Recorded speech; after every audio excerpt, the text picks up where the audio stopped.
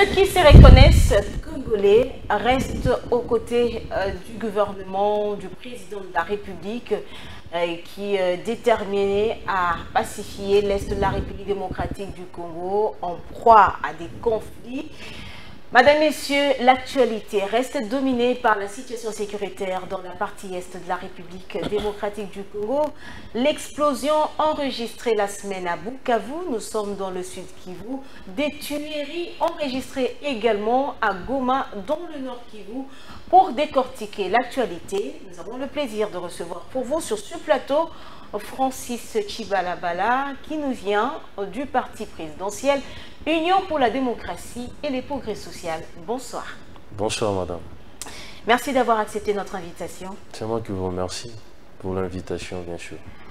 La situation sécuritaire dans l'est du pays reste préoccupante. Effectivement, comme vous le savez, notre pays fait le frais d'une agression injuste qui a longtemps duré dans cette partie est de la RDC. Et je crois que la dernière en date, c'est l'agression, l'énième agression qu'on vient d'enregistrer qui a fait que Goma, Bukavu tombe sous l'escarcelle justement du M23, donc qui est les bras séculiers du Rwanda, qui est sous contrôle justement de cette nébuleuse. Et je crois que les présidents de la République vont debout, les peuples congolais vont debout pour en venir à bout, parce que ça ne peut pas continuer éternellement. Là où il y a des hommes, il faut absolument réfléchir sur une thérapie par rapport à cette situation-là. Et les présidents de la République ont trouvé la recette pour que cette histoire soit réglée de manière définitive. L'actualité aujourd'hui reste cette situation préoccupante, bien sûr, je le disais, dans ce coin de la République démocratique du Congo. Francis Chibalabala, doublement élu, vous nous venez de l'Union pour la démocratie et les progrès sociaux. En effet. Comment se porte le parti au pouvoir? Voilà, je crois qu'il faut être sincère. Le parti est en train d'agoniser. Là, il faut le dire clairement. Est en train d'agoniser parce que ceux que nous considérons comme gestionnaires de ce parti au quotidien, ont tout fait pour le mettre dans cette situation-là. Vous parlez de ceux qui ont, vous parlez de qui? Parce qu'aujourd'hui, on non, ne sait je pas. parle, tous connaissons ceux qui sont en train de diriger le parti. Vous parlez de Kabouya, vous parlez de Obizibou, parce qu'on a l'impression que s'il vous plaît, s'il vous plaît. Moi, je suis plus en train de parler de l'honorable Kabouya. Personnellement, je suis en train de tirer sur lui, étant donné que notre parti, qui était la fille aînée de l'opposition, qui était un grand parti politique, aujourd'hui, il est l'ombre de lui-même, parce que nous avons versé dans une gestion chaotique, nous avons versé dans le clientélisme, le népotisme, etc. Au lieu que nous puissions réfléchir sur des stratégies à mettre en place pour accompagner réellement les présidents de la République, surtout en cette période, nous nous sommes affairés à confier des postes de responsabilité aux gens qui nous ont amené des pots de vin ou qui leur ont amené des pots de vin. Et ça, je trouve que c'est vraiment condamnable et je suis contre cela. Vous savez, aujourd'hui, s'il vous plaît, madame, aujourd'hui, par exemple, les cellules, les structures de base du parti ne fonctionnent plus. C'est le seul parti présidentiel au monde où on n'a jamais enregistré des adhésions massives au sein de notre formation politique, depuis que nous sommes au pouvoir, où les structures du parti sont dysfonctionnelles, de la cave au grenier. Vous comprenez? Donc ce sont des choses que nous sommes en train de fustiger, bien entendu. Alors aujourd'hui, vous dites les présidents de la République. C'est que vous avez l'habitude de dire... Non. Moi personnellement, je m'associe à quelqu'un qui partage la vision que j'ai, qui partage les valeurs que j'ai. Personnellement, j'avais cru en eux. Je parle de Kabound et de l'honorable Kabouya. Vous savez, j'étais très proche d'eux, mais je me suis débarrassé d'eux parce que j'avais estimé qu'ils n'avaient pas l'amour du parti. Ils n'avaient pas l'ADN du parti. Et moi, je ne peux pas marcher avec des gens qui sont en train de détruire dans l'œuf une organisation sur base de laquelle nous avons obtenu aujourd'hui l'alternance démocratique, une organisation qui a fait rêver le peuple congolais, une organisation où au sein de laquelle nous avons enregistré des gens qui ont payé de leur vie, des gens qui ont été victimes des différents régimes parce qu'ils appartenaient à cette organisation, et voir des gens comme ça s'amuser de ces partis politiques. Et je crois que nous qui avons l'ADN du parti, qui sommes amoureux de ce parti, nous devons nous lever pour barrer la route justement à ces fossoyeurs. Tantôt, vous avez parlé de Kabound. Aujourd'hui, Kabound s'affiche comme opposant au régime Tshisekedi. On l'a suivi. Il est intervenu dans un journal, il a accordé une interview. Et il regrette de voir aujourd'hui l'évolution de ce parti. Non, mais vous savez, responsable de ce qui se passe aujourd'hui. C'est les voleurs qui crient aux voleurs. Ah, c'est ça l'attitude de Kabound? Voilà. C'est-à-dire, s'il y a des gens qui ont détruit ces pays, qui l'ont mis dans un état comateux, c'est d'abord Kabound. Détruire ce en quoi pays faisant Non, le parti d'abord. Voilà. Parce qu'il s'est attaqué à l'UDPS, il s'est attaqué aussi au président de la République. D'abord, le parti. S'agissant du pays, madame, vous savez, ici, nous avons tous constaté qu'au bout d'une année seulement, Kabound s'est enrichi de manière insolente. Ah, lorsqu'il était encore avec vous? Lorsqu'il était encore premier vice-président, il s'est enrichi de manière insolente. Peut-il nous dire la source ou les sources de ses revenus? Il était premier vice-président, nous savons combien il touche. Il ne pouvait pas brasser des millions au bout d'une année seulement. Vous comprenez? Déjà, sur le plan de gestion, il n'est pas exemplaire. Il n'a pas de leçons à donner à qui que ce soit. Ah, Kabound n'a pas de leçons. Bref, premièrement, au niveau de l'UDPS, aujourd'hui, nous sommes en train de récolter justement les mauvais résultats au sein du parti parce qu'il y a eu un Kabound qui a monnayé les postes, qui a confié les postes de responsabilité au sein de notre parti aux gens qui n'étaient pas épris de l'amour du parti, ni de l'amour de combattants. Comme qui, par exemple? Ils sont nombreux à la présidence, au sein du gouvernement, dans les entreprises.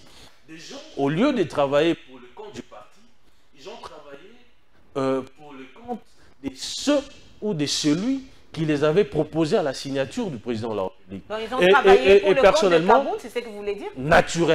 Naturellement, ils n'ont pas accompagné sérieusement les présidents de la République. Donc lorsque vous alignez des outsiders, attendez-vous aussi à un résultat mitigé. Aujourd'hui, ne venez pas dire aux gens que l'UDPS a rendu un mauvais service au chef de l'État. Non, c'est vous. Il n'y a pas de mauvaise troupe. Il n'y a pas de mauvaise troupe, madame. Il n'y a que des mauvais chefs. C'est qui les capitaines? C'est qui les coachs? Qui sélectionnait les gens?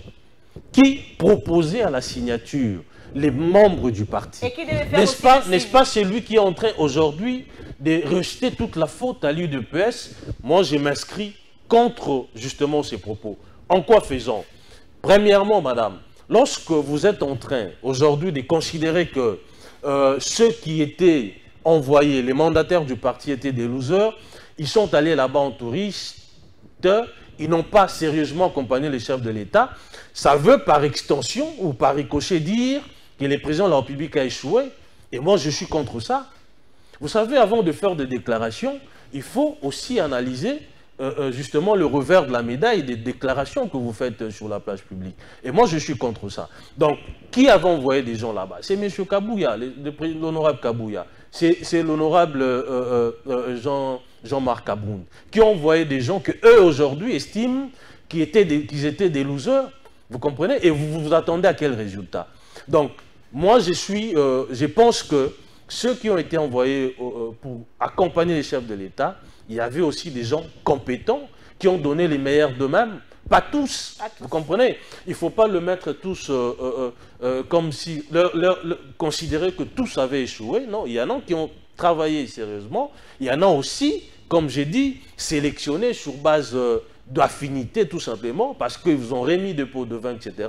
Mais vous ne pouvez pas vous attendre au bon résultat. Ça, c'est tout naturel, madame. Madame, messieurs, on prend ce premier dossier. On se retrouve juste après.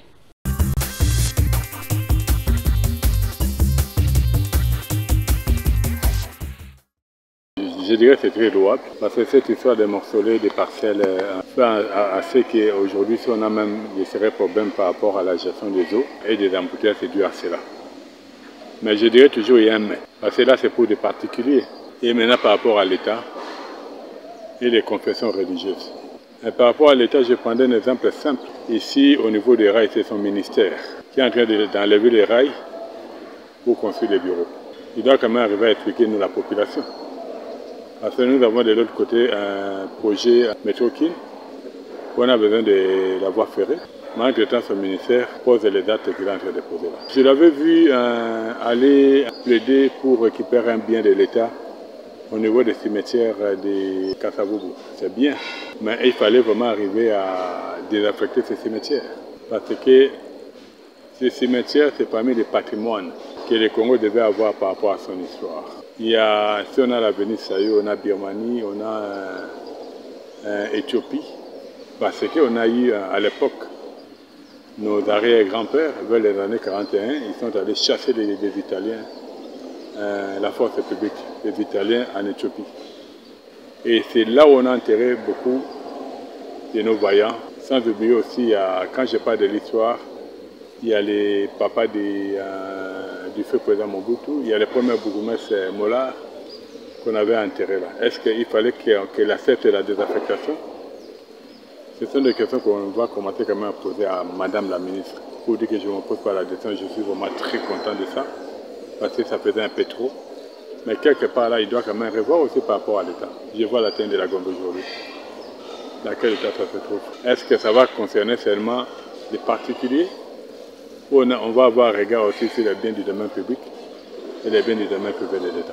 Cela permettrait à ceux qui aussi, par rapport à sa décision, si on arrive à approfondir, on allait même arrêter, stopper même les constructions qu'on est en train de faire au niveau du port de l'Onatra. Ça montre qu'il y a, par rapport à son ministère, on a beaucoup de lacunes. Je sais qu'il est censé travailler avec le ministère de l'Urbanisme et Habitat. Quand on voit aujourd'hui au niveau de la baie d'Engalem, on devait le tirer. Ce sont des questions que je vais toujours poser à notre ministre. Aujourd'hui, les katakata, comme on le dit souvent, c'est dans les rues. Mais nous sommes dans une gestion au niveau de la ville où les chefs de rue ne sont pas valorisés.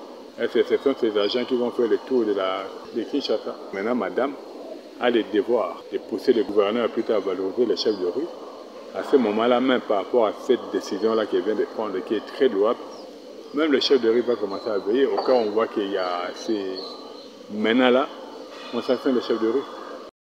Au cours de cette parade organisée par le commissaire provincial de la police au stade de Martyrs, il s'est montré une volonté manifeste de faire recours aux dispositions pratiques pour mettre hors état de nuire tous les inciviques. Mettre hors d'état de nuire tous les inciviques routiers. Il s'agit d'interpeller et de mettre à la fourrière tous ceux qui vont violer les codes de la route. Comme vous le savez, ils les font sciemment.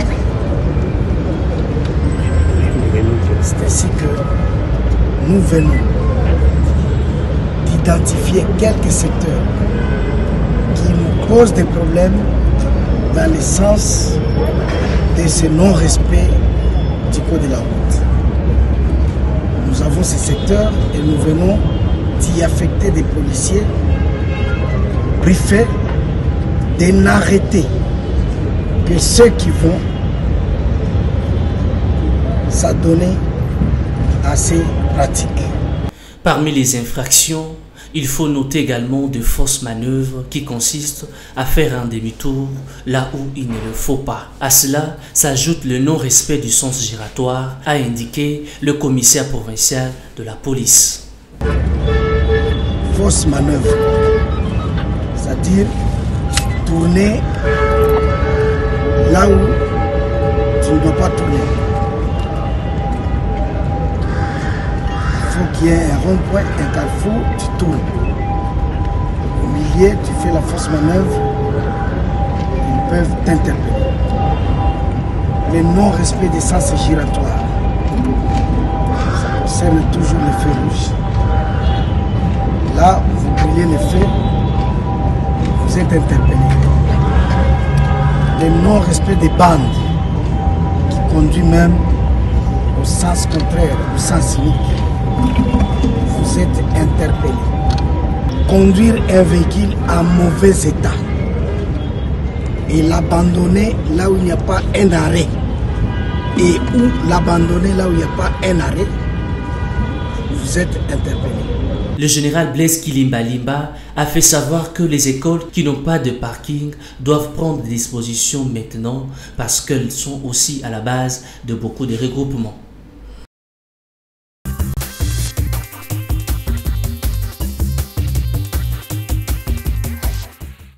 Francis Chibalabala, est-ce que vous voulez aujourd'hui donner raison à ce voix qui s'est élevé pour dire que les dignes fils qui ont l'idéologie du sens de l'unité ne se sont pas retrouvés, mais ce sont des gens qu'on a débauchés ou qui sont venus alors que le train de l'UDPS avait était déjà en marche depuis plus de 30 ans.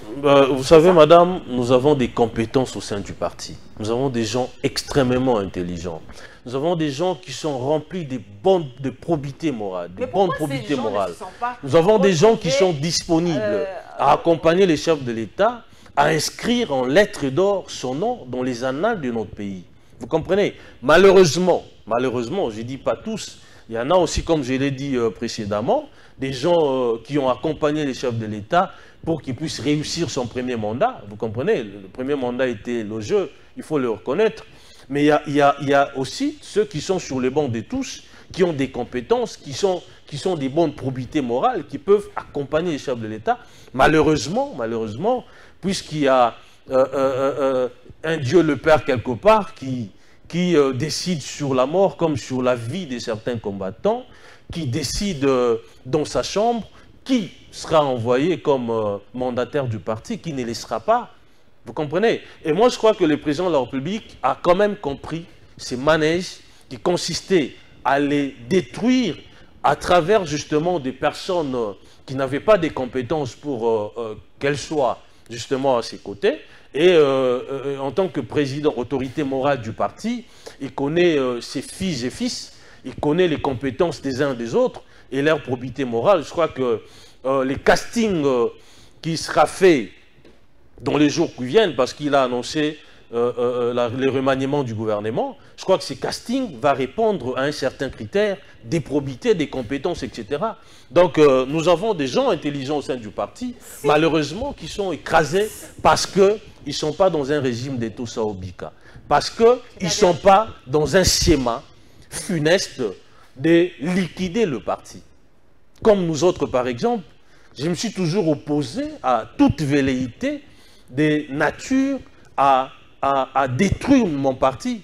Nous avons consacré beaucoup d'énergie, beaucoup de sacrifices pour ces partis, là où nous avons œuvré, vous comprenez? Donc aujourd'hui, on ne peut pas accepter qu'il y ait quelqu'un qui décide de liquider ces partis, de brader les postes, etc., de monnayer les postes aux dépens des filles et fils du parti. Et ça, je crois que ça ne marchera plus. Mais alors, pourquoi Kabound, si vous l'accusez, pour vous, selon vous, il est également responsable de la situation aujourd'hui, il s'affiche avec beaucoup de regrets en pensant à Etienne Tshisekedi ou à Moulomba? Non, je crois que ce n'était pas les bons élèves d'Etienne Tshisekedi.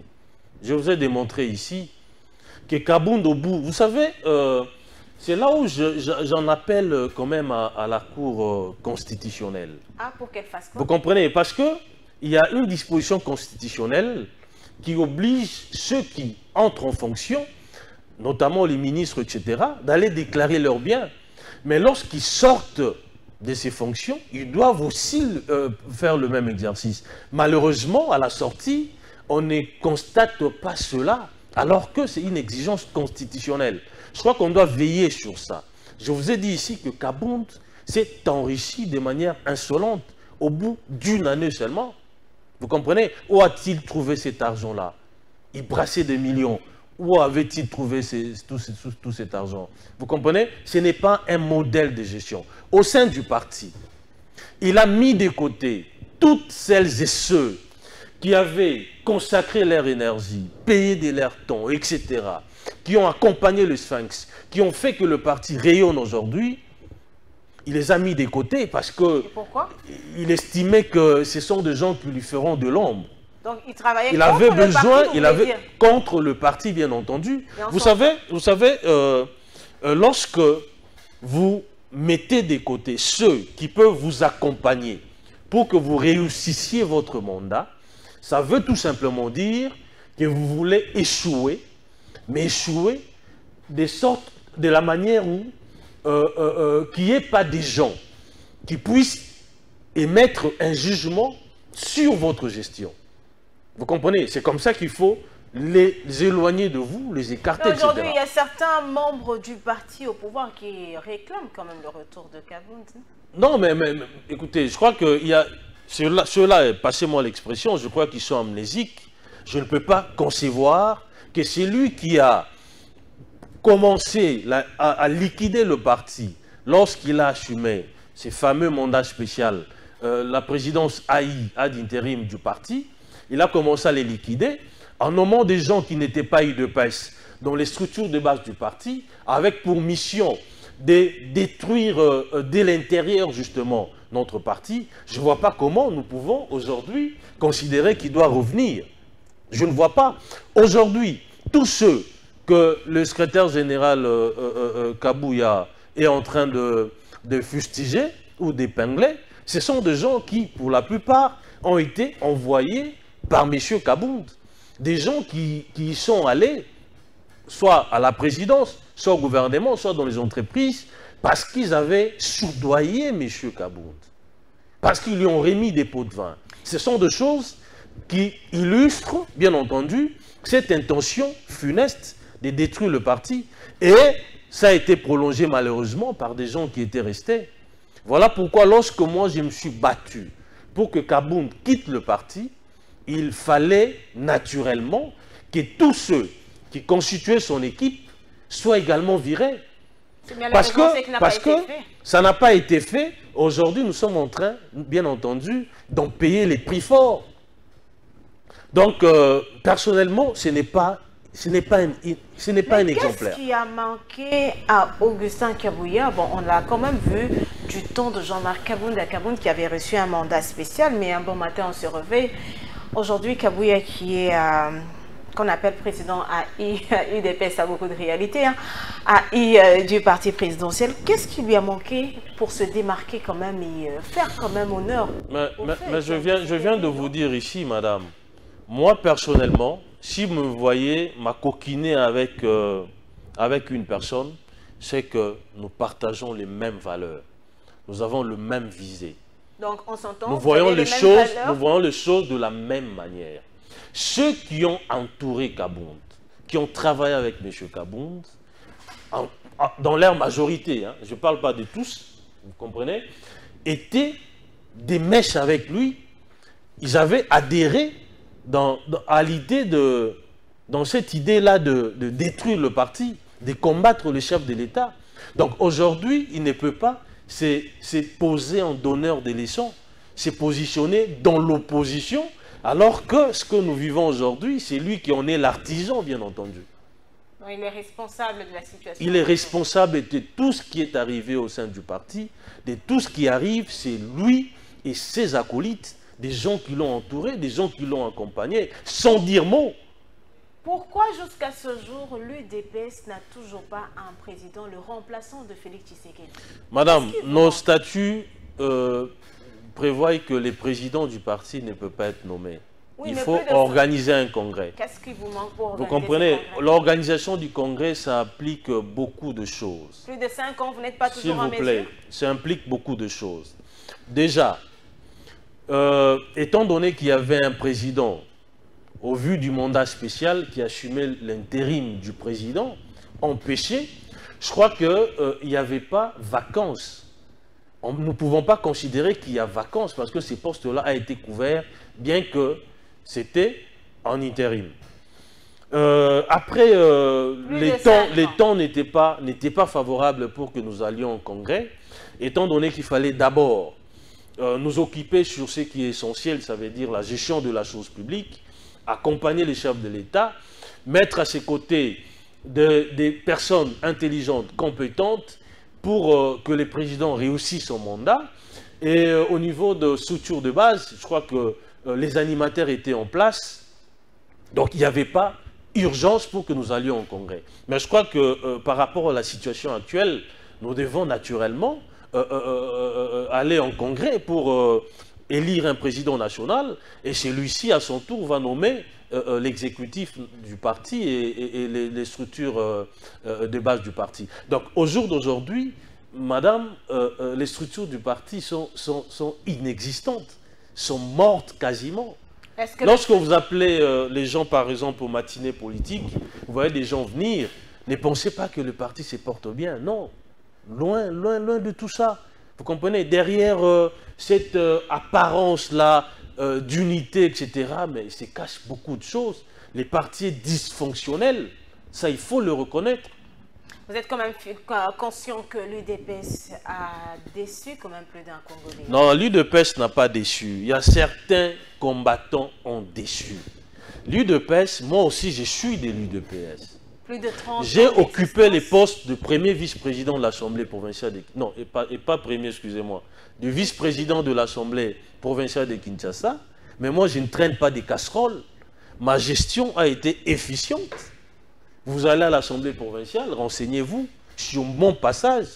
Vous comprenez? Il y a des gens qui font la fierté du parti, mais il y en a malheureusement qui sont des brebis galeuses, qui sont en train de plomber justement tous les combats que nous avons menés pendant plus de 30 ans, qui sont en train de plomber les efforts que le chef de l'État est en train de déployer pour redonner les sourires aux Congolais, pour que demain, que les Congolais ne puissent pas l'oublier.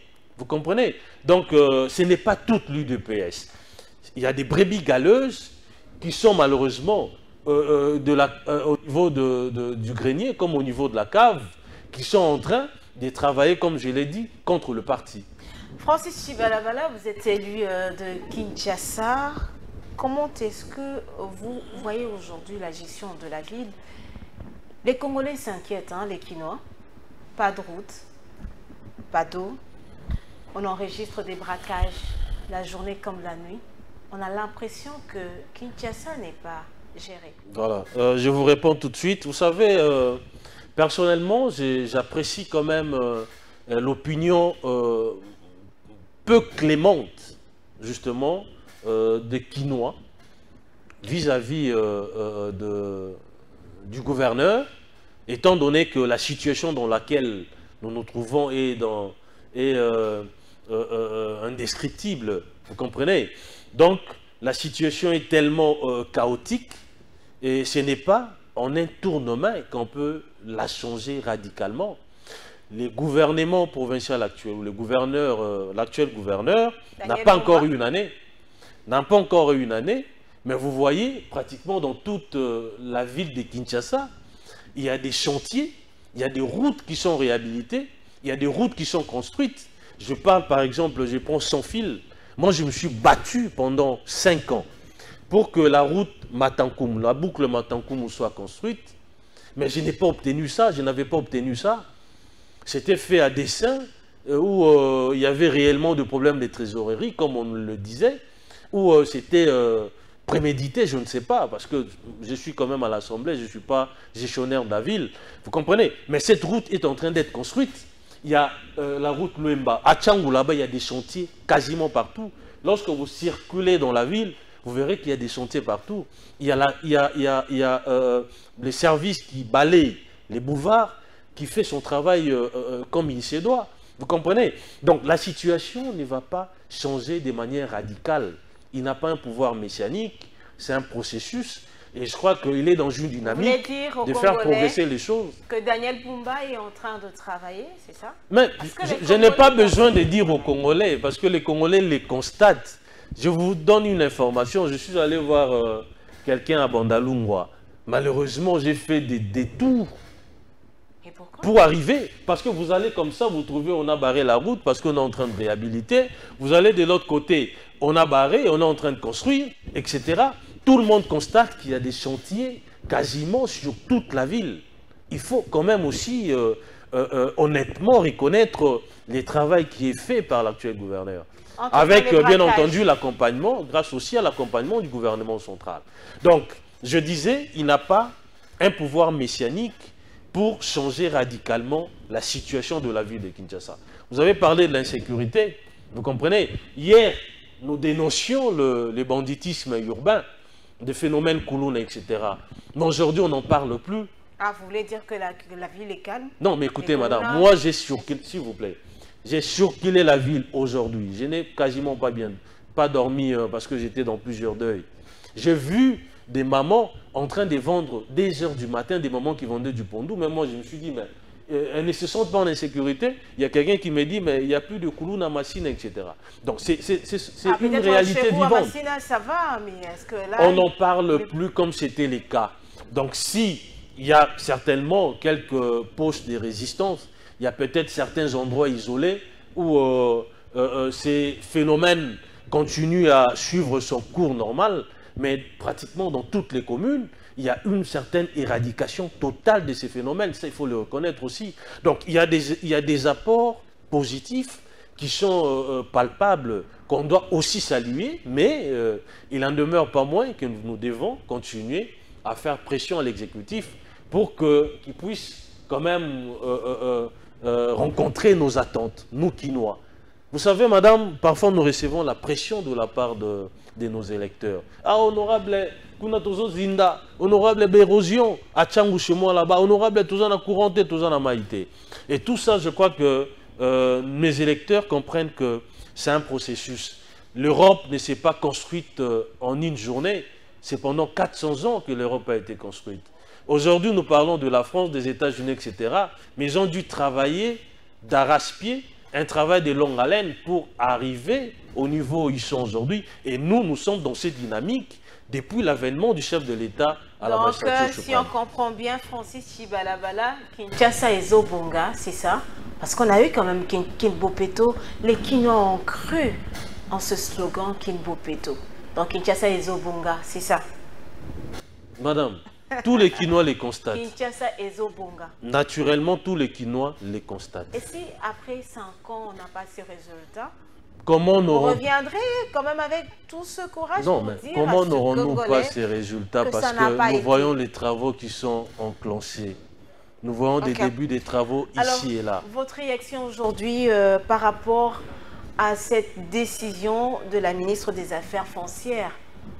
Une situation qui a quand même aussi inquiété. Bon, Kinshasa souffre un peu de plusieurs maux. Les morcellement, aujourd'hui, c'était quand même inquiétant, hein, cette décision où on interdit de morceler des parcelles, sauf une autorisation des services compétents. Voilà, madame, la situation que nous connaissons aujourd'hui à Kinshasa est aussi en partie due au fait qu'on vend, ce secteur-là n'est pas très bien organisé.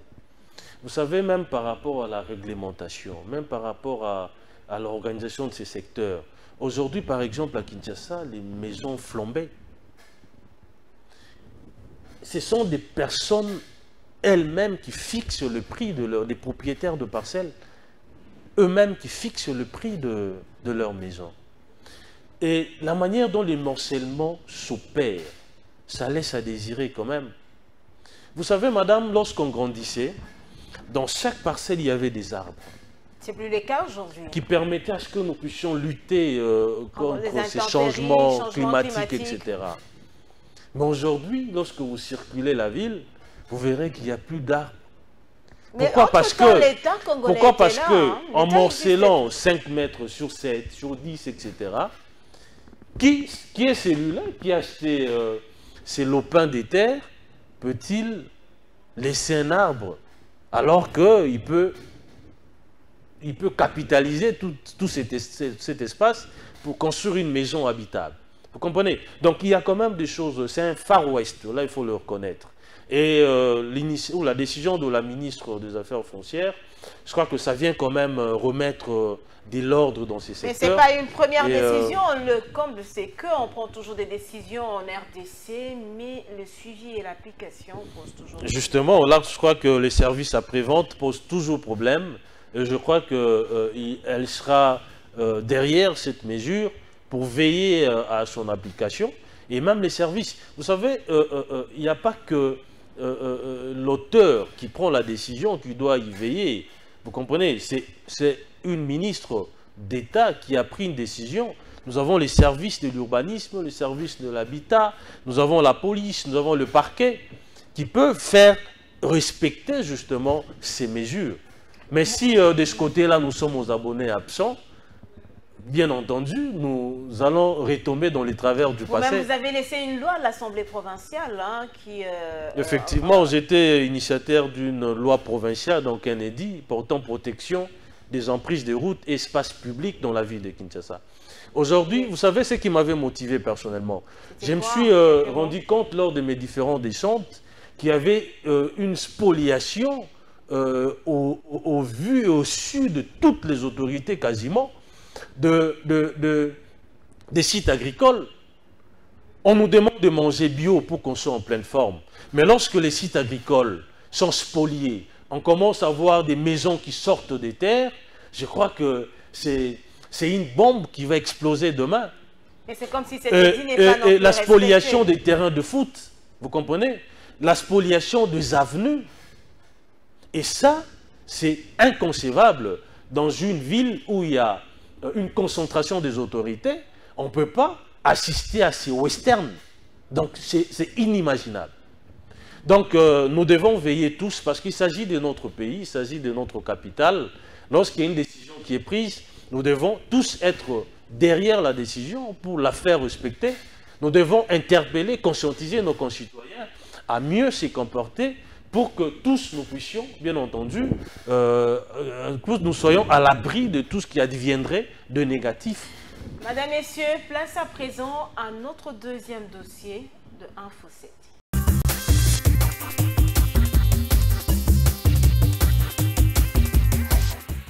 Je ne veux pas discuter avec des pantins. Les pantins ne vont jamais parler de leurs problèmes. Les pantins, quand ils sont en face de vous, ils vont répéter le message de leur maître. Alors, tant qu'à faire, je préfère parler avec leur maître. Et quand vous avez vu, nous avons parlé avec leur maître. Nous sommes arrivés au 15 décembre. Qu'est-ce qui s'est passé? Il a fui. Dialogue, oui, je veux un dialogue, mais dialogue pour qu'on foute la paix définitivement à mon pays. Qu'on nous laisse évoluer tranquillement vers notre développement. Je ne veux pas de dialogue pour qu'on se retrouve encore avec des brassages et des mixages qui dans quelques années vont donner encore lieu à des guerres. L'ennemi est debout, l'ennemi est actif. L'ennemi, ce n'est pas seulement celui que vous voyez. D'ailleurs, ce que vous voyez n'est que de l'agitation. On a pris quelques esprits faibles de nos compatriotes et on les a placés devant pour donner une illusion de quelque chose. Et je peux vous dire ici que cette illusion ne restera qu'illusion.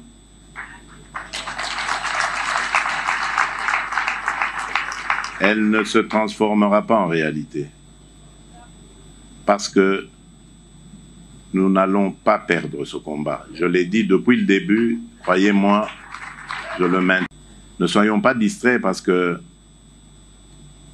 ceux qui voudront mettre à genoux ce pays, ils vont passer par nous, la classe politique. Et ils vont compter sur notre distraction pour dépiécer le Congo et pouvoir mieux le dominer.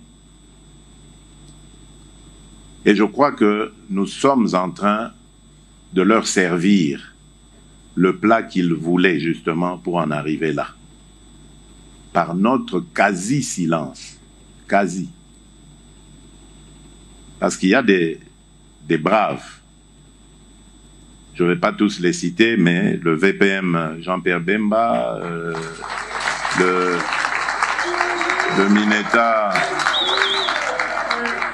Mineta Guy Luando, le VPM Jean-Pierre Liaou. C'est pour ça que j'ai peur de ne pas tous les citer parce que je peux en oublier. Mais j'ai vu des gens monter au créneau sans avoir reçu l'instruction de quoi que ce soit. Ils ont pris l'initiative pour dire à notre peuple, levez-vous. Dire à nos jeunes, enrôlez-vous dans l'armée.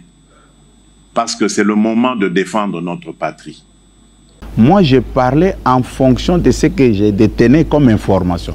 Et j'étais allé plus loin pour dire que Kabila est sorti sans toutefois être identifié par les services d'immigration. C'était des attaques, des lynchages médiatiques, des attaques dans les réseaux sociaux. C'était une occasion d'en finir avec Kabouya. Mais aujourd'hui, nous sommes rattrapés. J'avais dit clairement que c'est Kabila qui est derrière Corneille Nangaa. Et c'est Kagame qui est derrière Kabila. C'est un bloc, un réseau. Personne n'en va écrire. Et vous avez vu à cette époque-là, les proches de Kabila rentrer dans les comptes Facebook de certaines personnes. Vous allez voir, il y avait la haine, la méchanceté. Comme la vérité venait de moi, les gens ne voulaient pas croire. Aujourd'hui, Kabila est sorti au grand jour.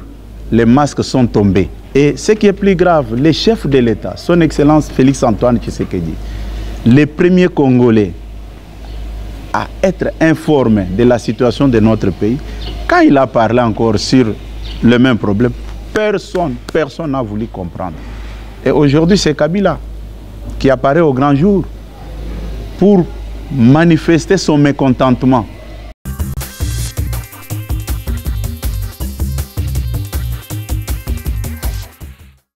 Francis Tchibalabala, vous étiez avec le président de la République. Il a réuni les sénateurs, les députés, les chefs de partis politiques. Qu'est-ce que le peuple congolais qui est en train de nous suivre maintenant peut retenir de cette rencontre? Voilà, le président de la République avait réuni sa famille politique. Il nous a entretenus sur plusieurs sujets. Exclusivement, les sujets qui a captivé notre attention, c'était relatif à la situation que nous subissons injustement dans la partie est de notre pays. L'agression injuste, ces carnages qu'on a vécu, des tueries justement de nos populations de l'Est. Et je crois que le président nous a fait le compte rendu de ces différents fronts, les fronts diplomatiques, les fronts militaires et les fronts politiques, les résultats que ces fronts ont donnés. Et il nous a demandé tous à se ranger derrière lui pour qu'il puisse, bien entendu, mener ces combats comme sur de roulettes et que la victoire soit réellement au rendez-vous. Donc, le président de la République est vraiment déterminé à venir à bout, justement, de la situation qui a longtemps duré dans cette partie de notre territoire. Il est vraiment déterminé sur le plan diplomatique. On a engrangé quand même beaucoup de victoires. Tous avions suivi les condamnations. Vous savez, à l'époque, c'était difficile que la communauté internationale dise expressis verbis que c'est le Rwanda qui était l'agresseur. C'est le Rwanda qui entraînait justement le groupe armé. Aujourd'hui, c'est un secret pour personne. Tout le monde dénonce, critique, condamne, etc. Nous avons pu obtenir aussi quelques sanctions de la part de la communauté internationale, notamment les États-Unis d'Amérique, notamment Londres, la Grande-Bretagne et l'Union européenne. Ils sont en train d'agiter justement une batterie de sanctions qui seront connues dans les jours qui viennent. Je pose cette question d'un internaute qui s'est posé la question de savoir mais à quoi servent toutes ces sanctions? Parce que sur terrain, on sent que... Non, madame, je vous rappelle, vous savez... nous sommes tous régis par les droits internationaux. Ce qui se passe aujourd'hui, que ce soit au Moyen-Orient, que ce soit en Afrique, c'est pratiquement la jungle, c'est un désordre. C'est une méconnaissance du droit international. Vous comprenez? Donc, les droits internationaux, il y a des règles internationales qui régissent les États, qui régissent les rapports entre États. Nous avons saisi ces instances, mais ça ne veut pas dire que nous sommes focalisés seulement sur la voie politique ou diplomatique. Sur le plan militaire aussi, nous avons... il y a des conscrits. Aujourd'hui, on a l'impression que le salut viendra de la prière. S'il vous plaît, madame, sur le plan militaire, il y a des conscrits qui sont en formation. Il y en a qui sont déployés sur le terrain pour se battre contre l'agression rwandaise. Vous comprenez? Et aujourd'hui, il est clairement affiché que les M23, c'est réellement les bras séculaires du Rwanda. Comme l'AFC, c'est M. Kabila qui est derrière ça. Lorsque le président le disait, d'aucuns ne voulaient pas prendre le show de cette manière-là. Mais aujourd'hui, c'est unanime, tous le savons. Donc, sur tout le front, nous sommes là en train d'actionner les leviers pour que nous puissions obtenir les résultats escomptés. La finalité, justement, de toutes ces démarches, c'est de faire en sorte que la population de l'Est, une population meurtrie, une population qui est qui a payé les prix forts, justement, de cette incursion rwandaise sur notre territoire, vive quand même en paix, puisse vaquer librement à ses occupations. Je crois que c'est ça le plus important.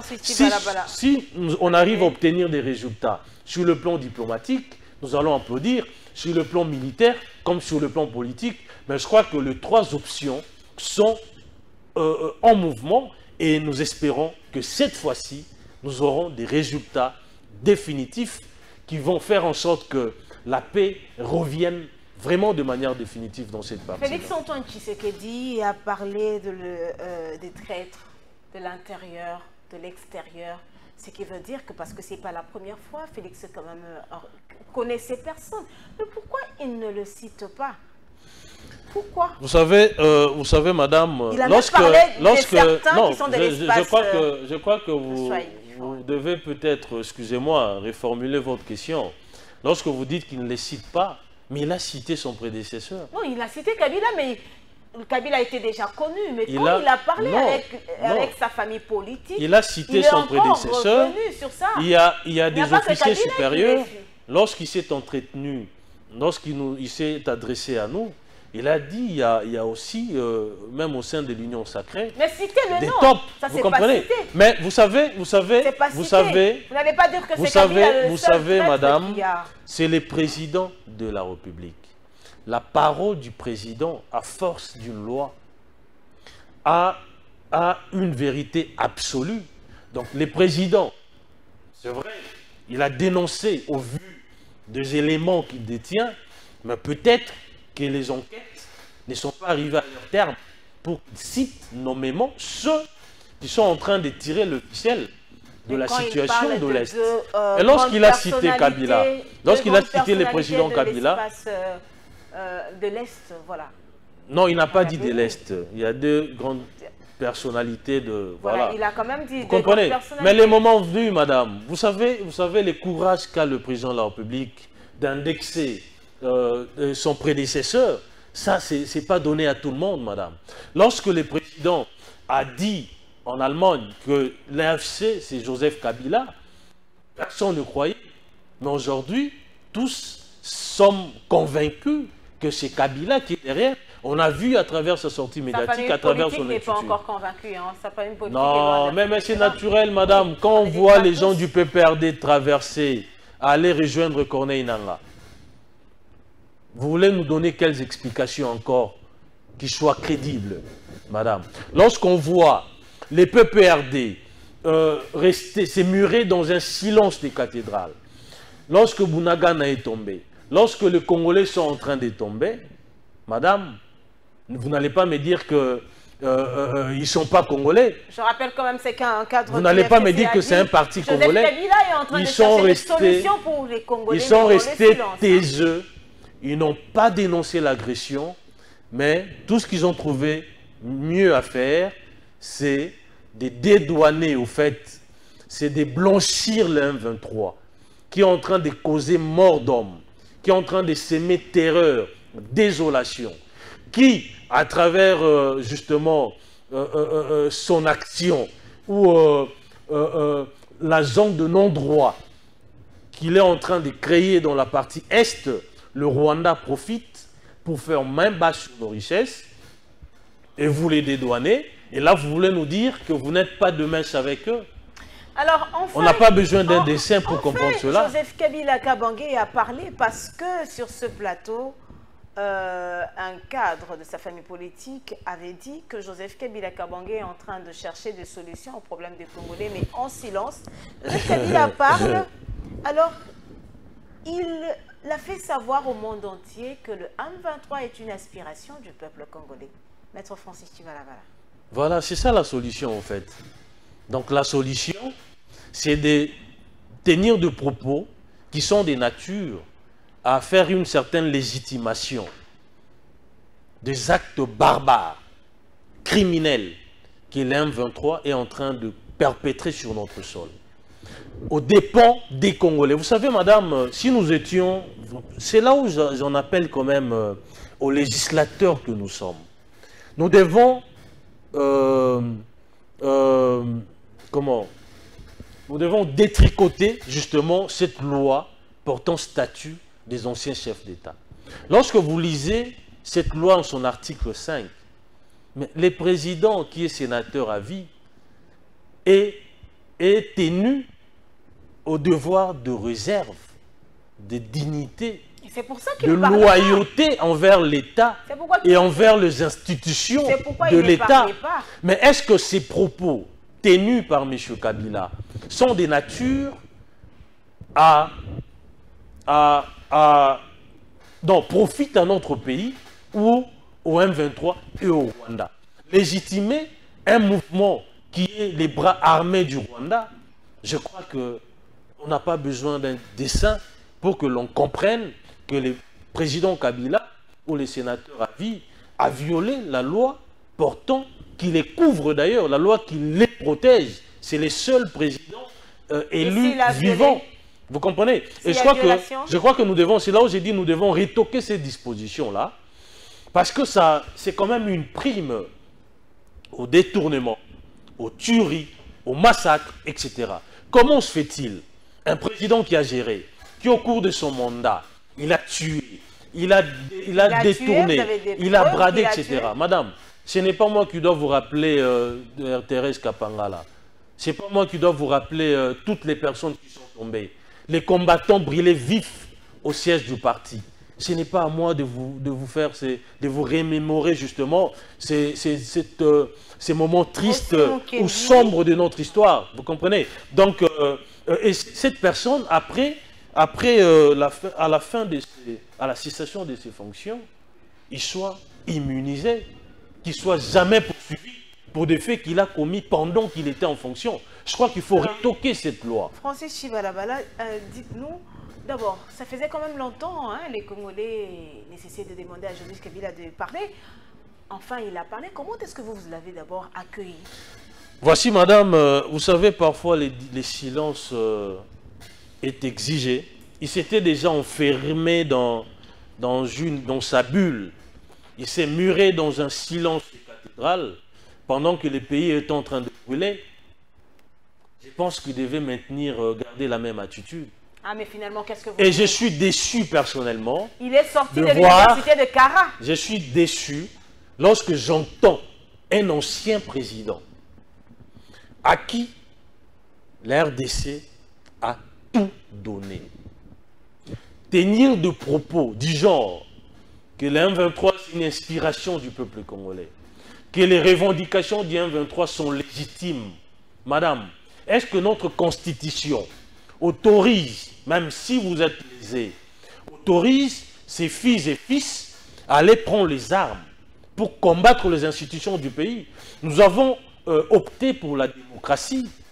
La démocratie suppose, si vous voulez devenir président de la République, devenez-le à travers les élections et non par un coup de force. Et dans l'entretemps, ce sont des Congolais qui sont en train de tomber tout le jour, madame. Mais pourquoi vous avez muselé l'opposition? Et je crois que je suis vraiment déçu. Je suis vraiment déçu par sa sortie ratée. Et je crois que donc aujourd'hui, vous préférez le Kabila qui ne parlait pas? Non, mais c'est ce que j'ai dit, non? C'est ce que les gens disaient, qui ne parlaient pas. Donc aujourd'hui, il s'est dévoilé lui-même Je crois que ça, c'est l'œuvre de Dieu. Il s'est dévoilé lui-même qu'il est ennemi du Congo. Ce n'est pas un ancien président. Je n'ai pas reconnu un ancien président congolais. Je ne l'ai pas reconnu personnellement. Il accuse le régime Tshisekedi de museler l'opposition. Non, je crois que... vous savez, parfois, je ne sais pas. J'ai comme l'impression... J'ai comme l'impression, madame... J'ai comme l'impression... Mais Franck Diongo était en prison. Qui l'avait laissé en prison? C'est M. Kabila qui lui avait accordé la liberté. C'est sous. Il a obtenu la liberté sous le règne de Fathi. Tous les opposants qui étaient en prison, Moïse Katumbi aujourd'hui, s'il a pu postuler, c'est grâce à Fathi. On lui avait même refusé l'accès dans, entre guillemets, son pays. Madame, est-ce que nous sommes amnésiques ou nous refusons tout simplement, nous sommes dans une dénégation totale de la stricte vérité des choses. Mais les pires moments de l'histoire de notre pays, nous les avons vécus avec M. Kabila. Ce n'est pas avec M. Tshisekedi. Tshisekedi, ce n'est pas un sanguinaire. Hein. Il n'a pas de sang dans ses mains. Donc ce n'est pas quand même Kabila qui peut donner aujourd'hui, se poser en donneur de leçons. Non, non, ce n'est pas, il ne peut pas se poser en donneur de leçons aujourd'hui. Quelle opposition parlons-nous, madame? Mais aujourd'hui, l'opposition est en train de faire ses actions calmement, sans être inquiétée. Il y a eu combien de meetings, s'il vous plaît, madame? Moïse Katumbi n'est pas Non, non, c'est une stratégie tout simplement. Comment ça? Par Franck Diongo, qui l'a poursuivi. Madame, donc vous voulez nous dire aujourd'hui dans ces pays, lorsque vous commettez des infractions de droit commun, on ne doit pas vous inquiéter. Mais nous sommes en train de fonder quel état de droit? Dans un état de droit, tout le monde est soumis à la loi. Lorsque moi, Tibalabal, je tue, je détourne, je dois répondre de mes actes. Donc, je ne dois pas crier à l'acharnement lorsque la justice est à mes trousses. Non, parce que les actes, je les ai bel et bien posés. Donc, ici, l'opposition est en train de vaquer librement à ses occupations. L'opposition organise des marches dans ces pays. L'opposition organise des sittings, organise des meetings sous sécurité de la police.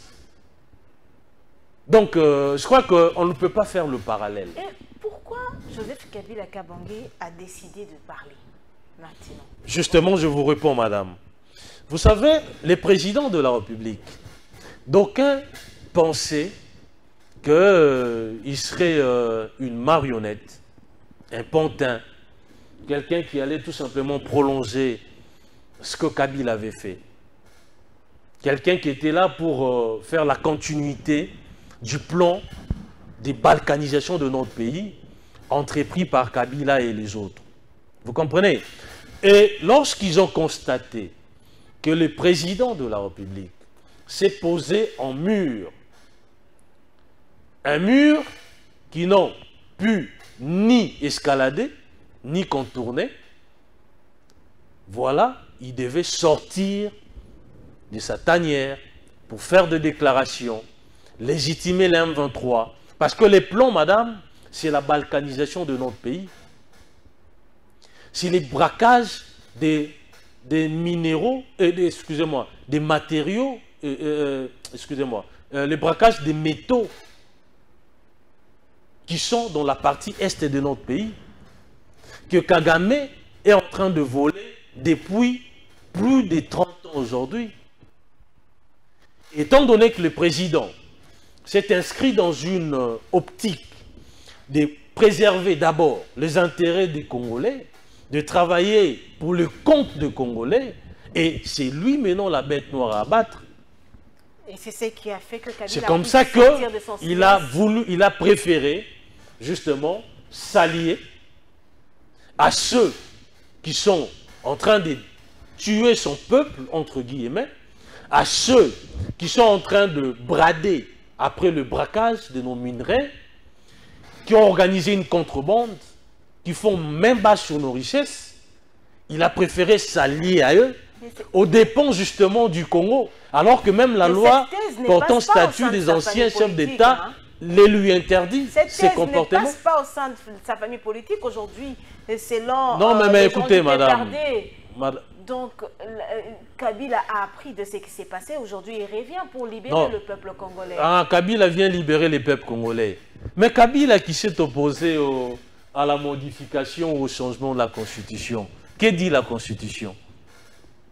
Nous avons opté pour la démocratie. Vous voulez libérer les peuples congolais, puisque lui n'est plus éligible. Rien n'interdit, selon sa famille politique, puisque lui n'est plus éligible, madame, puisqu'il n'est plus éligible, il peut présenter un candidat. 2028, c'est pas loin. Vous savez, madame, ce qui a attiré, ce qui a fait que le président s'attire le foudre de ceux qui sont en train de matérialiser les plans de Rwandais, de balkaniser, de faire même bas sur nos richesses, ce qui a fait que le président attire leur foudre, c'est lorsque le président a dit cette constitution des belligérants. Donc vous pensez cette constitution de Rwandais, s'il vous plaît, que c'est sa démarche de changer la cette constitution de Rwandais doit être changée parce que, je vous donne un exemple banal. Dans aucune constitution au monde, on prévoit le coup de force lorsque le président, entre guillemets, est en train de mal gérer. Mais où est la raison de l'élection? Le bien fondé des élections. On prévoit toujours les mécanismes et non les coups de force. Lorsque vous suivez l'opposant, excusez-moi, les opposants, vous dire que voilà, nous voulons une transition sans Tshisekedi. C'est inscrit dans quelle loi? Certains appellent même la Constitution ne le prévoit pas. Certains appellent à la démission de Non, écoutez, la Constitution ne prévoit pas une transition sans Tshisekedi. Si les présidents démissionnent, automatiquement, c'est les présidents du Sénat qui assument l'intérim. Mais ils ne sont pas dans ces schémas. Il faut un président de la transition. Mais les mêmes personnes qui sont les chantres du respect de la Constitution, qui sont de maniaques au respect de la Constitution, font des propositions de nature à nous pousser à violer la Constitution. Mais c'est quel paradoxe, madame? Madame, messieurs, place à ce troisième dossier de notre rendez-vous de la semaine.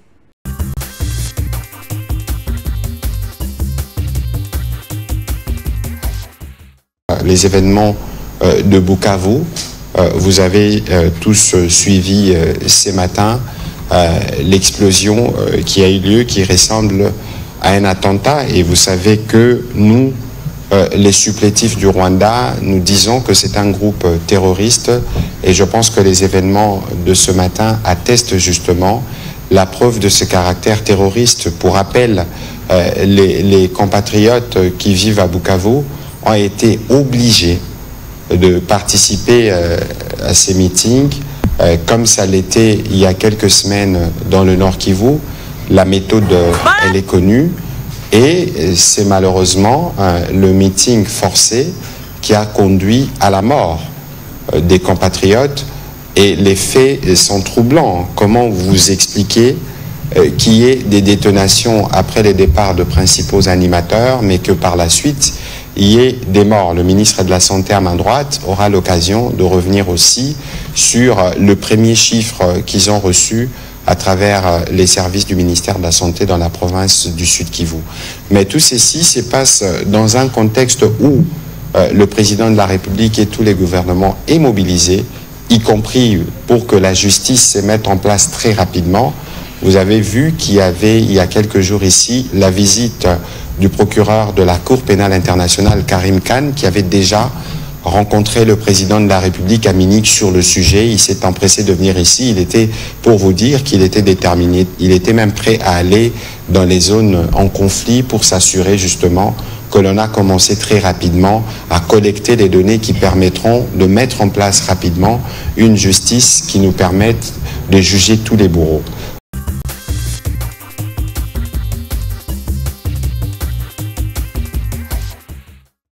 Alors, Francis Chibalabala, aujourd'hui, les Congolais se posent des questions de savoir est-ce que l'Union sacrée existe encore, ou l'Union sacrée et désormais, appartient désormais au passé parce que le président de la République a annoncé un gouvernement de cohésion nationale. Voilà, si je ne me trompe pas. Voilà, l'Union sacrée existe bel et bien. L'Union sacrée est en train d'ailleurs de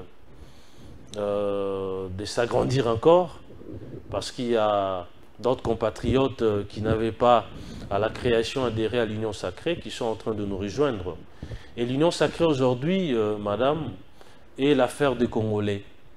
Vous avez vu, depuis un certain moment, les Congolais sont tous rangés derrière le président de la République pour l'accompagner justement dans cette mission de sauver la République, de sauver notre pays. Le président a annoncé le gouvernement d'union nationale. Je crois que c'est les prolongements de ce qui a déjà été fait. Au sein de ces gouvernements, il y a des gens qui ne sont pas de l'Union sacrée. Il y a des Congolais dotés d'une intelligence avérée, des Congolais épris de l'amour du pays qui font partie déjà du gouvernement.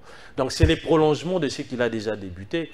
Au sein de l'opposition, il y avait M. Moutamba, le ministre Moutamba, qui a rejoint le gouvernement. Vous comprenez? Mais il veut quand même ratisser large. Le président veut fédérer tout le monde autour de la cause, de notre cause principale, qui est le retour de la paix à l'Est. D'accepter cette main de Félix Tshisekedi? Madame, c'est leur droit le plus subjectif. On ne peut pas interdire à un citoyen d'exprimer son avis. Nous sommes en démocratie. Le président a tendu la main, comme il l'a toujours fait. Je parle de la personne qui va prendre la main du chef, je crois qu'il va nous rejoindre. Il y a aussi une frange de l'opposition qui est favorable à cette main tendue, qui accepte de venir travailler avec le président de la République. Mais ceux qui refusent cette main affirment que la situation vécue aujourd'hui dans l'Est, c'est Félix Tshisekedi. Non mais écoutez madame, je crois qu'il ne faut pas être amnésique par rapport à la situation de l'Est. Cette situation, Félix l'a trouvée. Vous comprenez? A hérité de cette situation-là. Il est en train d'apporter des solutions. Et je vous rassure, madame, et je vous rassure aujourd'hui que les M23, Kagame et tous les proxys sont aux abois, sont en difficulté aujourd'hui. Le président leur a donné du fil à retordre. Et ça, je crois que c'est des bons augures parce que la solution à ces problèmes est déjà en train d'arriver et je crois que ça serait une solution efficace. Alors, dites-nous, vous êtes élu, qu'est-ce qui se passe avec les Swahiliphones en RDC? Je ne sais pas, madame. Bien, le communiqué de la SENCO. Que dit ce communiqué? Les Swahiliphones sont inquiétés. Dans ces pays. Ils condamnent quand même. La SENCO, elle condamne. Vous savez, madame, personnellement, je suis triste. Vous savez, on a toujours dit que l'Église doit être au milieu du village. L'Église doit faire en sorte, doit rabibocher les protagonistes. L'Église doit réconcilier les personnes qui sont opposées. L'Église doit colmater les dissensions qu'il y a dans la société. L'Église doit prêcher l'amour, la cohésion. Mais lorsque l'Église se dérobe de sa mission première, commence à verser dans la division, je crois que ça, ce n'est pas une Église. Mais ça, c'est le poison rwandais, au fait. C'est la propagande du 1-23. Alors que les CC, vous savez, les deux églises sont à la recherche de Madame, la paix. Je suis avec vous à Kinshasa. Moi, nonobstant le fait que je sois quinois de naissance et de vécu, je suis à Kinshasa, je vis à Kinshasa. Si je vous demande à vous, qui êtes journaliste, inversons un peu le rôle, de me désigner un seul cas isolé où les swahiliphones sont stigmatisés, vous n'allez pas me le donner. On demande à la SENCO aujourd'hui, donnez-nous un seul cas. Elle va balbutier, madame. C'est justement la propagande du M23 qui est de nature à diviser les peuples congolais, à créer la dissension entre le peuple. Vous savez ce qui a fait la force de Mouzé? En parlant de M23 alors qu'il s'agit d'un communiqué de la Non, SENCO. madame, vous savez que lorsqu'on parle des proxys, lorsqu'on parle des proxys du Rwanda, de Kagame, etc., il y a des gens qui ces gens ont acheté, qui sont au service de Rwandais, ils sont en train, bien entendu, de faire l'apologie. C'est les discours rwandais, au fait. Vous savez pourquoi ce discours est arrivé? Vous voyez, au niveau du stade de Martyrs, on a vu la population qui était vent debout, traquant justement ce qu'elle avait considéré comme étant rwandais, alors que ce n'était pas de Rwandais, vous comprenez? Et cette vigilance-là, les Rwandais se sont sentis en insécurité.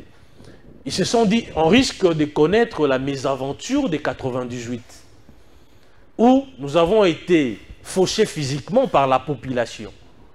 Et il faut maintenant refroidir ces ardeurs. Donc, il faut décourager la population qui est vent debout. C'est au fait la stratégie. De la Senko? Madame, je vous rassure qu'il y a des proxys du Rwanda dans ces pays. C'est au fait ça la stratégie. Refroidir les ardeurs. Pour que demain, lorsque les vrais Rwandais seront appréhendés, ou ils vont, par impossible, arriver à Kinshasa, que la population ne puisse pas s'en prendre à eux. Donc c'est un peu la stratégie. Deuxièmement, madame, je vous rappelle que dans ces pays, lors des élections de 2018, on a tué les Kassaïens. Au Grand Katanga, même à Kinshasa. Moi, je suis de Massina. Ils ont été fauchés mortellement, physiquement. On n'a aucunement lu les communiqués de la Senko condamnant cette stigmatisation. Madame, s'il vous plaît, merci de m'avoir posé cette question. Allez-y. Je voudrais aujourd'hui que l'opinion retienne que tous les Kassaïens ne sont pas derrière le chef de l'État. Que tous les Kassaïens ne se retrouvent pas dans la gouvernance du président de la République. Il y a certains Kassaïens qui sont dans l'opposition, qui sont dans la société civile, qui sont des indécis, vous comprenez? Ils ne peuvent pas payer les prix forts parce qu'il y a un Kassaïen qui est à la tête et il faut faire payer justement cela à des paisibles citoyens. Je vous donne mon exemple. Moi, je suis issu d'une famille où j'étais les seuls élus de PES. Tout le monde était du PPRD. En 2018, ils ont battu campagne pour Chadari. Mon frère qui était candidat, mon père qui était candidat. Vous comprenez? N'étaient-ils pas des Kassaïens? Je crois que la population congolaise n'est pas tribaliste dans son ensemble. Nous nous marions, nous sommes ensemble depuis. Ce sont des politiques en mal de positionnement qui sont en train d'inoculer justement ces virus de la division. Les peuples unis, il ne restera jamais. Alors, pourquoi? Je vous donne un exemple banal. Le président Tshisekedi qui est Moulouba, il a été élu massivement en dehors, omis d'autres provinces, à Kinshasa, qui est une province majoritairement constituée de nos frères du Bandundu et du Congo central. Si cette haine factice qu'on a toujours entretenue dans l'opinion, que le Batoba Ndoueni, Balingabalou, etc., pensez-vous, ils voteraient pour lui? Je prends l'exemple en 2011. Le président Tshisekedi, qui a été maire élu massivement dans toutes les provinces, n'était-il pas Moulouba? Donc, je demanderai à la population de ne pas suivre la Senko. La Senko est en train de prolonger justement le venin, le poison du Rwanda pour diviser la population. Et j'appelle en même temps la Senko à être réellement l'église au milieu du village. Alors, la Senko a encore condamné, fustigé le fait qu'on ait confisqué donc, le passeport de Monseigneur. Non, c'est une diversion, madame. Comment ça? C'est une diversion, la DGM a démenti. C'est une diversion, vous savez. Vous savez pourquoi c'est arrivé? S'il vous plaît. Lorsque la Senko, qui est une organisation, parle de énième provocation grave. S'il vous plaît, madame. Est-ce que vous savez d'abord que c'est une association, la Senko? Est-ce que vous savez que les membres des sociétaires sont des Congolais qui sont astreints au devoir de citoyens qui doivent être contrôlés comme tout citoyen, qui doivent être appréhendés lorsqu'ils enfreignent la loi. À contrôler, mais vous comprenez? On a vu quand même mais par rapport à cette situation-là, aller rencontrer le Rwandais, par rapport à cette accusation fallacieuse, c'était tout simplement pour détourner l'attention des Congolais. Les Congolais ont compris que la Senco a une fois de plus menti. Que la Senco est en train de faire les lits d'une division de quelle Congolais. Finalité? Non, mais vous savez, madame, laissez-moi vous dire une chose. Je prends un exemple simple. Nous sommes en 2018.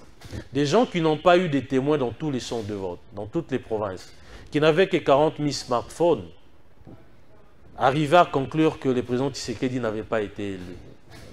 C'était jeter de l'huile sur le feu, n'est-ce pas? Vous contestez les résultats officiels. Donc, je crois que l'État doit être vraiment regardant sur cette association. Et ces gens ne doivent pas rester impunis par rapport, vous savez, surtout les discours qui divisent la population. Moi, je suis contre cela. Et nous devons tous nous opposer à cette manière de faire. On n'a pas suivi le communiqué de la Senco, condamner les atrocités que les Swahiliphones sont en train de vivre dans l'Est du pays. Il n'y a pas de message de réconfort, de condoléances parmi ceux qui sont en train de tomber. Y a-t-il pas des catholiques, madame? Y a-t-il pas des protestants? Pourquoi ces doubles standards? C'est ce qui me pousse quand même à réfléchir intensément. Les motivations en filigrane, qu'est-ce que la Senco est en train de poursuivre? Vous ne faites pas confiance à la Senco? Madame, lorsque une organisation en apparence aussi sérieuse est en train de débiter des mensonges, des natures à diviser les peuples, qui peut de nos jours faire confiance à cette organisation? Vous avez la réponse, madame. Alors la démarche SCC Senco, ce pacte social pour la paix, Francis Chibalabala. Je crois que je ne vais pas me dédire. Pour moi, c'est une démarche vouée à l'échec. Une démarche qui ne va pas porter ses fruits. Vous savez, madame, lorsque vous vous posez en médiateur, il faut d'abord essayer de circonscrire les différends entre protagonistes. Les problèmes du Rwanda, c'est les désirs expansionnistes de M. Kagame. C'est les braquages de nos ressources minières dans cette partie Est. Pensez-vous que la Senco peut réussir à dissuader M. Kagame à ne pas occuper nos territoires, à ne pas continuer à faire main basse sur nos richesses? C'est perdu d'avance, madame. Toutes les raisons fallacieuses. Mais je vous dis, madame, il y a des gens, les présidents l'ont fait de la plus belle de manière, madame. Lorsque le président a pris ses quartiers au palais de la Nation, il a rencontré M. Kagame. Non, avec le Saint-Esprit, tout peut arriver. Hein, non, madame, ça c'est une distraction. Mais je vous rappelle, lorsqu'ils ont commencé l'ère de mars, il n'y avait que Goma qui était tombé. Mais ça n'a pas calmé les ardeurs des ennemis du Congo à continuer à progresser, progresser avec leur mars. Bukavu est tombé. Et cet appétit se poursuit justement. Ils veulent conquérir. Lorsque vous suivez Nanga, qui dit que voilà, Tshisekedi a besoin de combien de morts pour enfin accepter les dialogues, madame? Ça veut dire que la prédication, la prêche, n'a pas touché la cible, bien entendu. Donc vous savez, Kagame a un autre langage. C'est une distraction. Moi, personnellement, je l'ai dit, je continuerai à le dire, que cette démarche n'aboutira pas. Les résultats sont là. Pourquoi le régime Tshisekedi ne veut pas de la paix en cette période où tout le monde est mobilisé pour l'Est de la RDC? Vous interpellez Monseigneur Cholet, vous interpellez Chadari. Madame, vous savez, dans un État démocratique, je l'ai dit ici, lors de mon précédent propos, tous les citoyens doivent être soumis à la loi. Madame, Messieurs, place à ces derniers dossiers de notre rendez-vous de la semaine.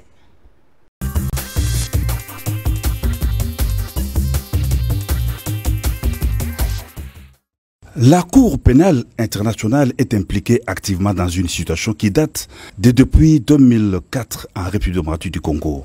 Reçu ce mardi à la Cité de l'Union africaine par le président de la République Félix-Antoine Tshisekedi Tshilombo, le procureur général de la CPI, Karim Khan, l'a souligné. Les populations de la République démocratique du Congo ont droit à la loi, à la protection de la loi et à la justice, a indiqué le procureur général. Il a rappelé avoir signé un protocole d'accord en RDC en 2023, précisant que le président de la République a accepté qu'une conférence internationale se tienne au mois d'avril prochain à Kinshasa.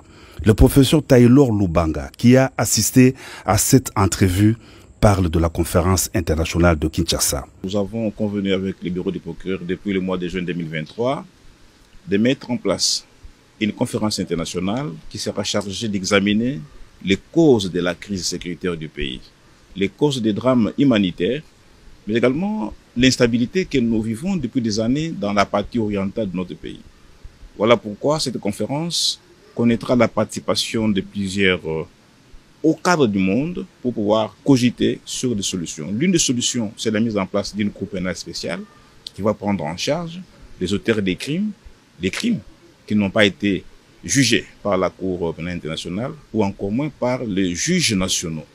Il va être question à l'occasion de cette conférence d'examiner les voies et moyens de l'instauration de cette Cour pénale spéciale pour le Congo et que nous attendons de tous nos vœux pour finalement arriver à une approche holistique et globale qui prendra en charge à la fois les crimes de la CPI et ceux qui seront commis ici, mais qui vont être jugés par un mécanisme mixte, c'est-à-dire le mécanisme constitué des experts de la CPI, donc le juge de la CPI et les juges nationaux qui seront sélectionnés sur base d'un critérium connu de moralité et de compétences, de manière à lutter durablement contre l'impunité des crimes les plus graves. Que tous les seigneurs de guerre, toutes les milices, dans n'importe quelle partie de la RDC, notent que nous sommes en train de trouver de nouvelles voies pour forger un nouveau partenariat avec la RDC, a dit le procureur général de la CPI.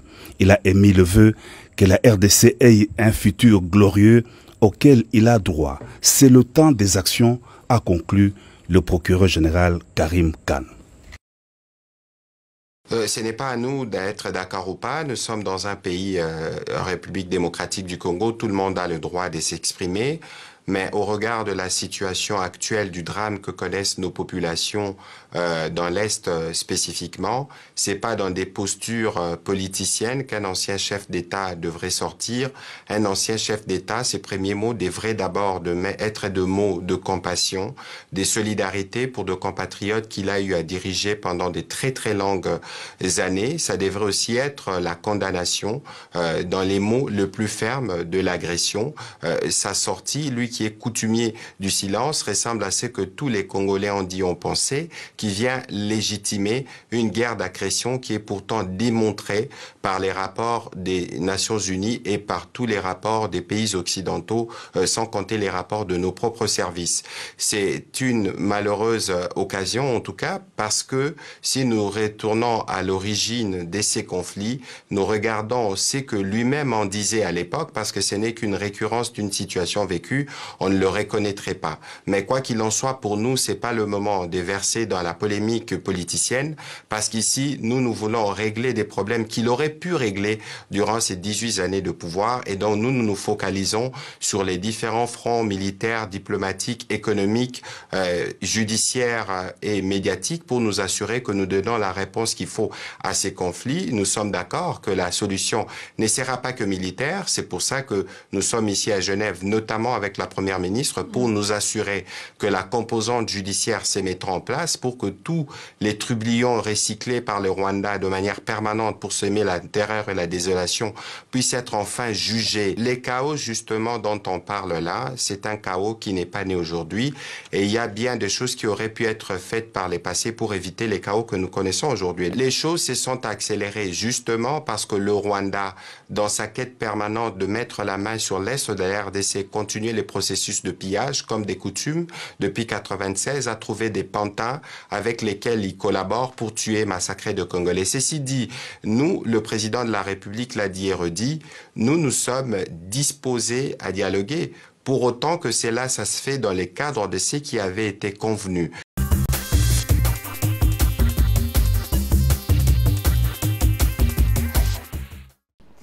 Francis Chibalabala, le procureur en République démocratique du Congo, le procureur de ce pays, qu'est-ce que les Congos ou les Congolais peuvent attendre de cette visite? Voilà, pour moi, je suis personnellement très content que le procureur soit venu pour s'enquérir par lui-même des atrocités incalculables que le peuple congolais est en train de vivre dans sa peau depuis plus de 30 ans. Pour qu'une fois, pour toutes ces exactions, ces carnages puissent cesser, madame. Vous savez, je vous rappelle Benyamin Netanyahou. Il était en train de bombarder partout là, il y avait des résolutions, il y avait des appels à cesser le feu, etc. Mais lorsque les procureurs avaient émis un mandat d'arrêt international contre Netanyahou, en tout cas, il a revu ses ambitions par rapport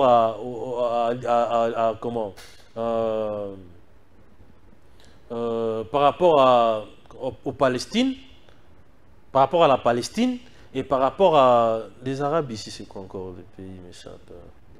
Allez-y. Voilà, ça va venir. Vous comprenez? C'est-à-dire que nous voulons que les auteurs de ces atrocités répondent de leurs actes. Ça ne peut pas rester impuni. Ces gens qui sont morts, ils les sont pour avoir fait quoi?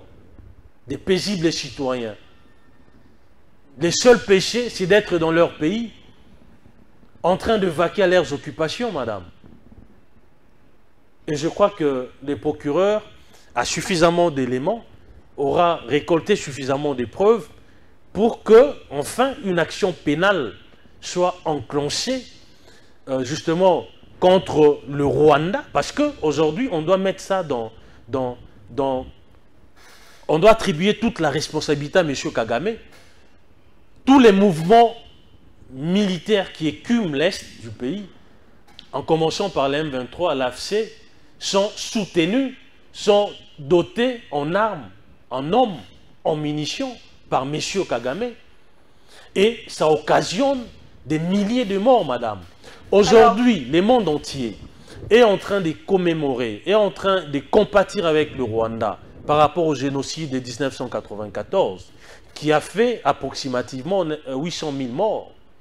Mais je vous informe que le massacre à l'est du pays, au jour d'aujourd'hui, les chiffres, les décomptes macabres vont au-delà des 12 millions de morts. C'est énorme, madame. Et je crois que je salue sa venue et j'estime que la procédure va suivre son cours jusque, bien entendu, à remonter aux auteurs de ces massacres pour qu'ils soient condamnés et la justice sera faite pour les victimes de ces actes. Il y a eu une attaque de l'ADD Congo de Prince Epenge. Alors profitons de la présence du procureur à Kinshasa. La Mouka de Martin Fayulu a demandé au procureur de la CPI d'inscrire la force du progrès et la brigade spéciale de l'UDPS sur la liste des groupes terroristes. Quelle est votre réaction? Vous savez, madame, vous savez, parfois nous sommes en train de cracher sur les intellectuels, sur les études que nous avons faites. La CPI a pour vocation d'inscrire des mouvements, des associations comme étant des groupes terroristes. Non, on doit être quand même sérieux, madame. Il y a eu le béret rouge ici du PPRD. Le même personne n'avait pas fait cette sollicitation. Donc, la force du progrès, ce n'est pas un mouvement subversif. Ce n'est pas un mouvement terroriste. C'est un mouvement de la Ligue des jeunes qui accompagne le parti à travers leurs actions, etc. Vous comprenez? Donc, il ne faut pas aujourd'hui faire une mauvaise caricature de la force du progrès, comme si M. Fayoulou n'a jamais connu la force du progrès. Il était proche de cette force du progrès. Pourquoi aujourd'hui il s'est dédié? Parce qu'il est dans l'opposition. Lorsqu'il venait tout le temps à l'imiter chez le Sphinx, il était très rapproché de la force du progrès. Donc, je crois qu'ils ont manqué l'occasion de se taire tout simplement. Les problèmes majeurs, c'est les problèmes de la sécurité, de l'intégrité territoriale de notre pays, les problèmes de nos ressources qui doivent bénéficier aux Congolais. Et je crois que le débat, c'est celui-là, et non sortir justement de l'essentiel et commencer à raconter leur vie. Martin Fayoulou s'est adressé au peuple congolais. Maître Francis Tchibalabala, comment est-ce que vous voyez la position de cet opposant, Martin Fayoulou, face à la situation sécuritaire dans la partie est de la République démocratique du Congo? On va noter qu'il a quand même interpellé Joseph Kabila Kabange et Corneille Nangaa. Personnellement, je salue son courage parce qu'il n'y a pas plus d'un Congolais qui peut dire froidement et sereinement à M. Kabila ou rappeler à M. Kabila qu'on a vu comment il est arrivé dans ces pays avec des bottes en caoutchouc et on sait comment il est reparti. Vous comprenez? Ces pays a tout donné à M. Kabila. Il ne peut pas aujourd'hui soutenir des mouvements subversifs. Il ne peut pas aujourd'hui légitimer un mouvement qui est en train de semer désolation, mort d'hommes depuis plusieurs décennies dans la partie est de notre pays. Il a interpellé les chefs de l'État, etc. Je crois que j'ai quand même salué son discours pour une fois. On a senti que c'est un Congolais qui est en train de parler. Alors, Félix Tshisekedi, jusqu'à ce jour, est catégorique. Il ne va pas négocier avec le M23. Vous êtes député national, dites à la population à quand même la fin de la guerre, de cette affaire de trahison, des infiltrés dans l'armée, la République démocratique du Congo. Cette affaire qui fait très mal à la population congolaise, mais qui ne sait pas comment s'exprimer. Madame, nous sommes dans une situation vraiment très complexe, dans une situation très compliquée. Et ces traîtres sont déjà répertoriés. Vous avez suivi dernièrement, il y a eu, c'était je crois hier ou avant-hier, il y a eu un procès contre les militaires déserteurs. Donc ça va se poursuivre bien entendu par rapport au commandement de l'armée, ceux qui sont des tops, ceux qui sont des infiltrés, qui au lieu de servir les intérêts pour lesquels ils ont prêté serment, ils ont fait les vœux, ils sont malheureusement en train de servir les intérêts étrangers. Ils vont répondre de leurs actes, soyez-en rassurés. N'est pas négocié avec les M23. Le président a donné des raisons qui sont fondées, qui sont légitimes. Nous estimons, et le président l'a estimé. D'ailleurs, l'approche du président est corroborée par les différentes décisions ou les différentes condamnations de la communauté internationale. Si le M23 n'était pas le supplétif du Rwanda, pourquoi la communauté internationale condamnerait tel M. Kagame? Vous comprenez? Mais non, dans ces cas de figure, devons-nous négocier avec un pantin, avec une marionnette, où il faut voir directement les tireurs d'officiels? Vous comprenez? Ou de qui dépendent ces gens? Nous voulons traiter directement avec Kagame, qu'il nous dise pourquoi il veut entretenir le western dans cette partie de la RDC. C'est quoi ces visées que nous connaissons déjà? Qu'est-ce qu'il veut? Pourquoi ne doit-il pas laisser nos populations tranquilles, vivre paisiblement dans leur pays? On a quand même vu un colonel, si je ne me trompe pas, Makanika, un truc du genre, là, qui décède en République démocratique du Congo, mais les autres c'est qu'organisé au Rwanda. Ah, lorsque nous disons aux Congolais que M. Nanga, c'est un proxy du Rwanda, M. Nanga est en train de faire les lits justement de la balkanisation, du bradage, du braquage de nos ressources, des gens ne croient pas.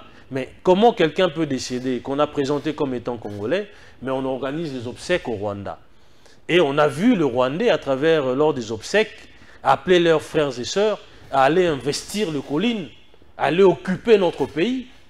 Vous comprenez? Je demanderai à Corneille Nangaa de regarder dans le rétroviseur, d'interroger l'histoire de notre pays, pour ne pas retomber dans les travers du passé. Mouzé avait fait comme lui. Nous savons comment la triste fin de Mouzé. Vous comprenez? Et en même temps, je profite pour dire que nous devons aujourd'hui consacrer le président Tshisekedi comme un héros, parce que la lutte qu'il est en train de mener, c'est une version corrigée de celle menée par Mouzé, qui a fait de lui héros. Post-mortem, bien sûr, mais le président est encore vivant, nous devons reconnaître, saluer, accompagner sa lutte. Vous comprenez, madame? Il est en train de défendre l'intégrité territoriale de notre pays. Il ne veut pas pactiser avec les ennemis de notre peuple. Vous comprenez? Et c'est au prix de beaucoup de sacrifices, madame. Il est prêt à payer de sa vie pour ça. Et je crois que s'il n'avait pas cette vocation à travailler pour les Congolais, il aurait négocié et assuré son pouvoir calmement, comme l'a fait M. Kabila. Aujourd'hui, on dit que le 23 a été défait. Non, il y a eu des accords signés. Il voulait seulement continuer à... Des accords que Félix Tshisekedi n'a pas respectés. Refuse d'appliquer, bien entendu, parce que c'est au détriment de notre peuple, c'est au détriment de notre pays. Alors, Francis Tibalabala, c'est complètement fini ce numéro de Info 7. Vous avez donc quelques minutes pour vous adresser, bien sûr, à cette population. Voilà, je crois que, chers compatriotes, la situation que nous sommes en train de traverser a longtemps duré. Nous sommes des cœurs avec nos frères de l'Est, à la différence de la SENCO, qui est en train de fustiger une stigmatisation imaginaire. Mais nous sommes en train de dénoncer des faits réels, des faits avérés, des faits documentés, des tueries, de carnage, de massacres de nos populations, le bradage de nos ressources, etc. Nous devons, en ces moments précis, nous ranger derrière le président de la République, faire bloc autour du président pour bouter hors nos frontières cette nébuleuse du 23, AFC et tous les groupes armés qui écument la partie est de notre pays. Alors, madame, messieurs, c'est complètement fini ce numéro de Info 7. La situation sécuritaire actuelle dans l'est du pays est comparable à une maison. Vous avez votre maison qui est spoliée. Je pense que vous n'allez pas vous taire. Vous allez tout faire pour récupérer votre maison. Et un vrai Congolais qui se reconnaît Congolais ne se taira pas devant cette situation. Ce Congolais va s'élever pour soutenir les institutions, mais faire ce qu'il peut pour que la paix soit restaurée dans ce coin du pays. Et le président de la République, les institutions du pays restent donc déterminées pour pacifier ce coin. Merci de nous avoir suivis. N'hésitez pas de nous écrire, de nous contacter bien sûr par les moyens habituels. Madame, messieurs, ce numéro est complètement fini et c'est bien l'heure. Merci à Francis Tibalabala. Je rappelle que vous êtes doublement élu. En effet. Voilà, double brassard de Kinshasa. Merci d'avoir répondu à nos questions. C'est moi qui vous remercie, madame. Et notre invité nous vient du parti présidentiel, Union pour la démocratie et le progrès social. Madame, messieurs, on se retrouve prochainement pour un nouveau numéro de Info 7. Et occasion pour moi de souhaiter joyeux anniversaire à mon frère Gustave Lutumba qui a célébré son anniversaire. Bye bye.